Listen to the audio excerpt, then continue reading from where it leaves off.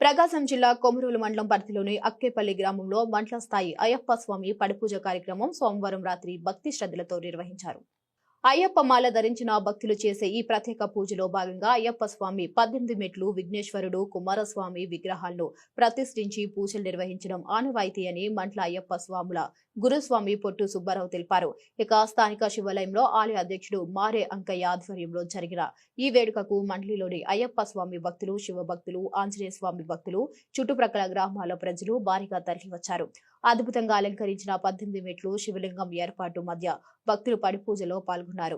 గురుస్వామి పొట్టి సుబ్బారావు నేతృత్వంలో శివలింగానికి కుంకుమార్చనలు, పంచామృత అభిషేకం, పాలాభిషేకం, పుష్పాభిషేకం వంటి పూజలు నిర్వహించగా భక్తులు శివనామస్మరణతో ఆలయ ప్రాంగణాన్ని మారుమ్రోగించారు. అంతేకాకుండా పరమశివుడు, పార్వతీదేవి, విఘ్నేశ్వరుడు వేషధారణలతో ఇతర ప్రాంతాల నుంచి వచ్చిన కళాకారులు చేసిన నృత్య ప్రదర్శనలు అందరినీ అలరించాయి. కార్యక్రమం అనంతరం స్వాములకు భిక్షలను అందించడంతో పాటు భక్తులందరికీ భోజన సదుపాయం ఏర్పాటు చేశారు. ఈ కార్యక్రమంలో ఆలయ కమిటీ సభ్యులు, గ్రామ పెద్దలు, మండల ప్రజలు పాల్గొన్నారు.